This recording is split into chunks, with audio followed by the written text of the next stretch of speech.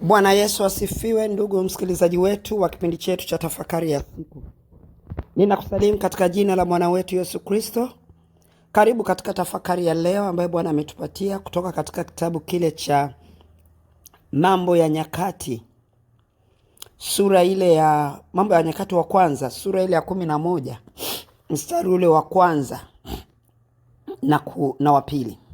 Biblia inasema, ndipo Israeli wote wakamkusanyikia Daudi huko Hebron, wakisema, tazama sisi tu mifupa wako na nyama yako. Katika zamani za kale, hata hapo Sauli alipokuwa mfalme, wewe ndiwe uliyewatoa na kuwaingiza Israeli. Naye Bwana Mungu wako akakuambia, ndiwe utakayewalisha watu wangu Israeli. Ndiwe utakayekuwa mkuu juu ya watu wangu Israeli. Basi wazee wote wa Israeli wakamjia mfalme huko Hebron, naye Daudi akafanya agano nao huko Hebron mbele za Bwana. Nao wakamtia Daudi mafuta awe mfalme wa Israeli, sawasawa na neno la Bwana kwa mkono wa Samueli. Kwa mkono wa Samueli. Haya maneno ni mazuri sana, hasa ukizingatia mapito aliyopita Daudi. Daudi tangu utoto wake alikuwa anaishi kwenye magumu ambayo aliwekwa kwenda kuchunga wanyama, lakini ndugu zake walikuwa jeshini. Daudi alikuwa na maisha ambayo yalikuwa ni kama vile, kwa lugha nitasema ya kuonewa, lakini sio ya kuonewa. Kwa sababu hata kwenda kuchunga ng'ombe, mbuzi, kondoo za baba yako ni haki ya mtoto ama haki ya mzazi kumtuma mtoto. Lakini sasa alikuwa ni mdogo wakati huo, na katika udogo huo ndipo sasa alikuwa yuko huko huko kazi yake ni kuchunga. Yamkini alikuwa anasubiria akue ndipo aweze kupelekwa jeshini, umri wake ulikuwa hujafika. Lakini pia katika hali hiyo Mungu alikuwa anamuandaa.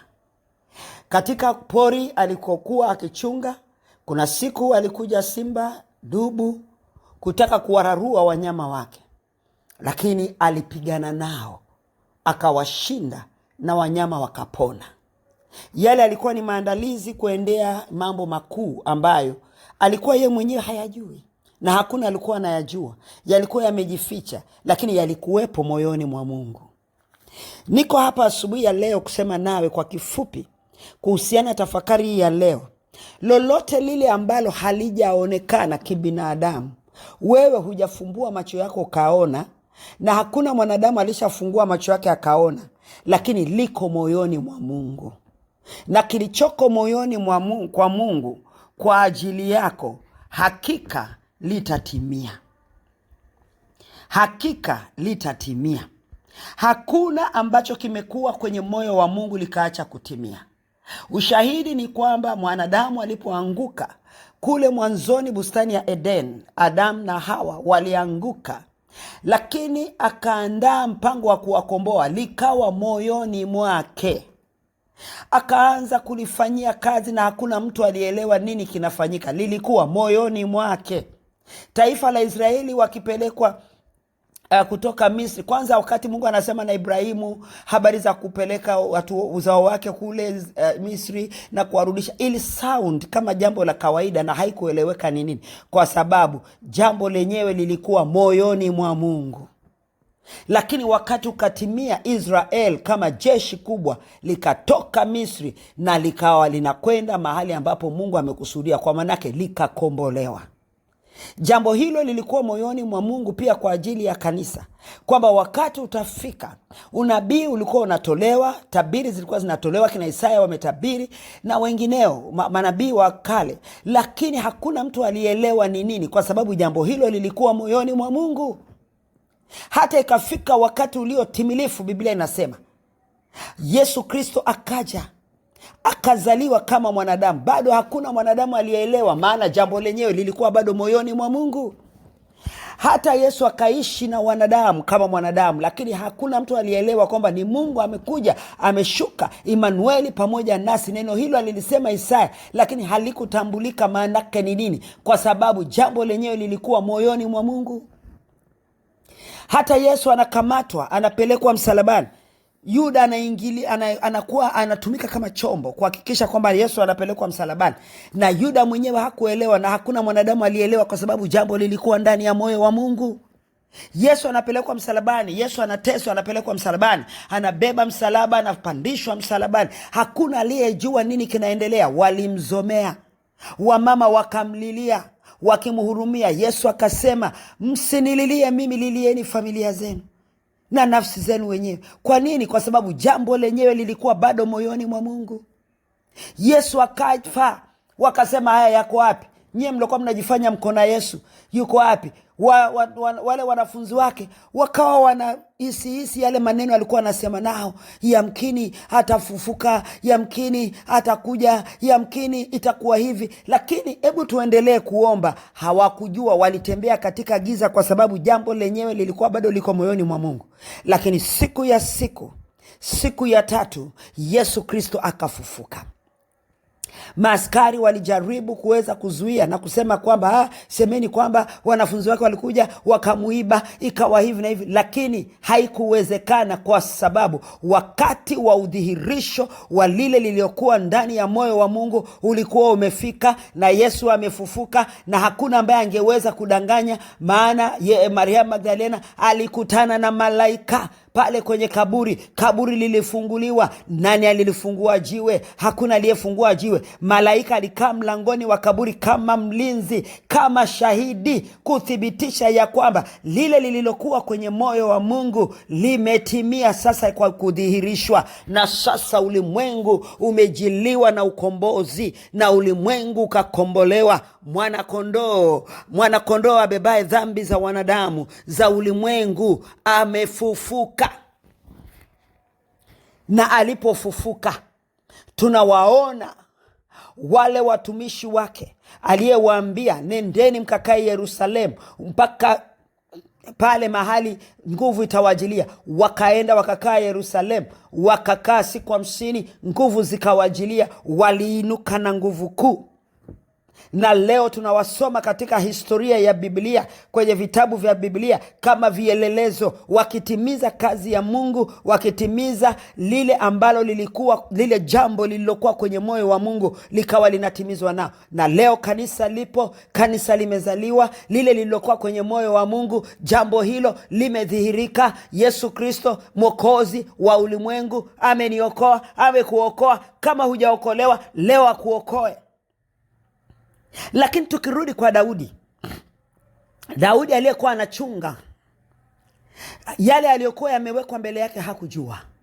Lakini tunakuja kuona anatumwa apeleke chakula kwa ndugu zake. Anafika kule, kumbe Mungu amemwandalia jambo jema, lile ambalo tangu kuzaliwa kwake, tangu kuumbwa kwake, lilikuwepo kwenye moyo wa Mungu, na Mungu amelifanya.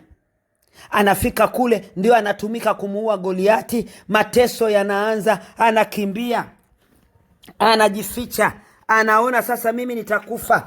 Ukisoma kwenye Wafalme sura ile ya 2 mstari ule sura ile ya 27 anasema, ndipo Daudi aliposema moyoni mwake, siku moja basi mimi nitaangamia kwa mkono wa Sauli. Hakuna jema zaidi kwangu kuliko kukimbia mpaka nchi ya Wafilisti. Jamani, Daudi anaamua kurudi nyuma, kama vile ambavyo maisha yako yalivyokuwa magumu ndani ya wokovu. Kasema sasa mimi nitakufa, kabla sijakufa nirudi tu, niende tu nikaendelea na mambo yangu. Nilikuwa kahaba, niende tu nikaendelee kujiuza, niendelee kupata pesa. Nilikuwa nafanya kazi wacha niende, si nilikuwa napata hela pale. Sasa mbona sipati kitu? Nataka kusema na wewe, jambo lako bado liko moyoni mwa Mungu.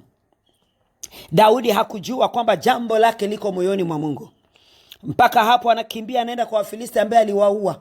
Kule mahali ulikataa, ukasema sitarudi tena, na sasa unatamani kurudi. Neno la Bwana liko mahali hapa asubuhi ya leo kusema na wewe, jambo lako bado liko moyoni mwa Mungu. Usikate tamaa. Daudi akasema mimi sasa nitaangamia mbele ya Sauli. Akaanza kuogopa kwa sababu Sauli ni mfalme. Akasema mimi ni nani? Kwanza mimi ni katoto tu, ninachunga, nawezaje kushindana na mfalme na huyu ambaye ni mfalme? Si nikimbie tu, niende wapi? Nikajisalimishe kule kwa wale niliowaua, nirudi kule kule kwenye dhambi, nirudi kule kule nikafanye mabaya. Niko asubuhi ya leo kuna neno la ushindi kwako. Bwana amesema hivi, jambo lako bado liko moyoni mwake, bado liko moyoni mwake, na kwa sababu hiyo usikate tamaa. Bwana alisema, tazama hao walimfuata, wazee walimfuata, wakamwambia sisi tu mfupa wako na sisi tu nyama yako. Kama jinsi ambavyo Bwana alivyosema, ndiwe utakayewalisha watu wangu Israeli, ndiwe utakayekuwa mkuu juu ya watu wangu Israeli. Basi wazee wote wa Israeli wakamjia mfalme huko Hebroni, naye Daudi akafanya agano nao.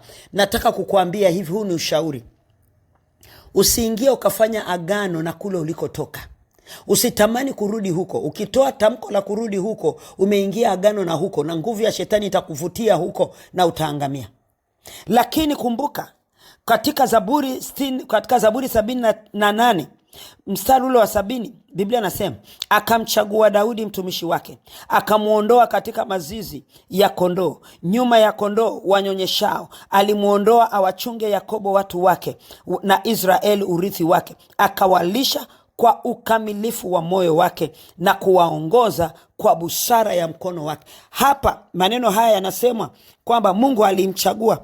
Ndiyo sasa watu hawa wanaamini kwamba Daudi alichaguliwa na Mungu, kama maandiko yanavyosema kwamba wewe ndiwe utakayewalisha watu wangu. Bwana alisema hivyo. Bwana amesema nini kwa ajili yako? Bwana ana nini kwa ajili yako? Rudi nyuma ukatafute neno linasema nini kwa ajili yako. Ni Bwana anasema na wewe. Asubuhi ya leo Bwana anasema na wewe. Wewe ambaye umekata tamaa sasa, na leo ulikuwa una mpango wa kurejea kwenda kuiba ili uishi, na kwambia acha. Wewe ambaye ulikuwa umeamua sasa kurudi nyuma, na kwambia acha. Huu ni ushauri ambaye Bwana ameuleta kwetu katika tafakari ya asubuhi ya leo. Siku yako inakuja na haiko mbali, imefika. Ndio maana neno la Bwana limekuja, na nataka kusema na wewe neno hili. Lile jambo ambalo lilikuwa ndani ya moyo wa Mungu, ambalo lilikuwa karibu kufunuliwa, na wewe umefika kukata tamaa, wakati wake ukaribu. Bwana alisema na mimi asubuhi ya leo, akasema ndani ya moyo wangu, unapotufundisha somo hili leo, unapopeleka tafakari hii leo, waambie hao watu, waambie hao waliokata tamaa, waambie hao ambao hawanijui, waambie hao ambao hawajanifahamu kwamba uweza wangu unawezekana, mimi naweza kufanya. Waambie kila mmoja aende kanisani kwake. Unajua unakoabudu, peleka sadaka yako pale kanisani kwako. Sadaka hiyo iweke kwenye bahasha. Haya ni maagizo yametoka kwa Bwana, sio kwangu. Peleka mahali unaabudu, kwa baba yako ambaye anayekuchunga, mchungaji wako anayekulisha.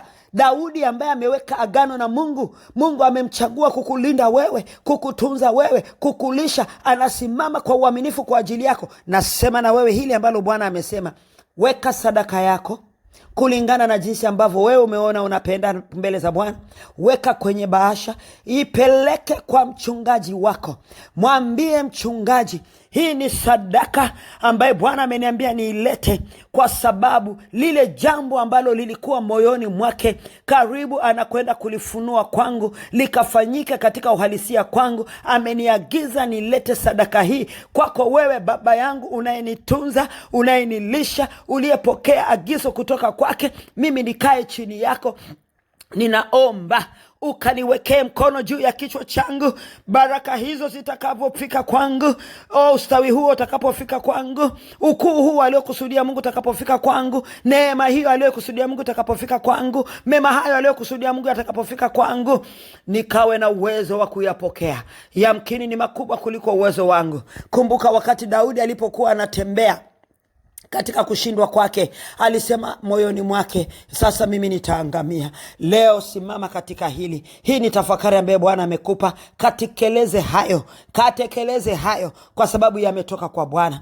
Daudi alisema moyoni mwake, nitaangamia, wacha nikimbia kwa Wafilisti. Akakimbia kwa Akishi, kwa Wafilisti, akawa mbeba kichwa, mlinda kichwa cha Akishi. Lakini majemedari walipokuwa wanaenda kupigana vita na Israeli, walipomwona Daudi wakasema, we, kichwa chako ni halali yetu. Wakamwambia Akishi, mtoe huyu mtu haraka, huyu amekuja kutuchunguza. Daudi hakuweza kuishi hapo. Sasa huko unako tamani kurudi, hauwezi kuishi huko, maana kule ni kwa Wafilisti. Kuna wakati uliomba ukawapiga, kuna wakati uliomba ukawakemea mapepo, wanakusubiri. Ukirudi kule, wewe kichwa chako ni halali yao. Sasa hapo mahali ulikuwa umefika, chora alama na usirudi huko, uendelee mbele.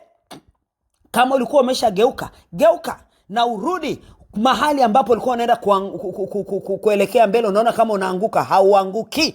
Bwana amekupa maelekezo, kayatimize. Tafakari yetu ya leo, Bwana na awe pamoja nasi na tukatende hayo kwa utukufu wake Mungu Baba. Hata mimi naenda kutoa sadaka yangu kwenye madhabahu ambaye ninaichunga, lakini nakwenda kuweka sadaka yangu mbele za Mungu ili yale ambaye Bwana alikuwa amekusudia kwa ajili yangu yakawe kwa utukufu wake, katika jina la Yesu Kristo wa Nazareth. Na kwako ikawe kwa utukufu wake, sawa sawa na neno alilosema, na ukashuhudia kanisani kwako matendo makuu ambaye Bwana amesema juu yako na kwa ajili yako asubuhi ya leo. Jina la Bwana litukuzwe. Amen. Ubarikiwe sana.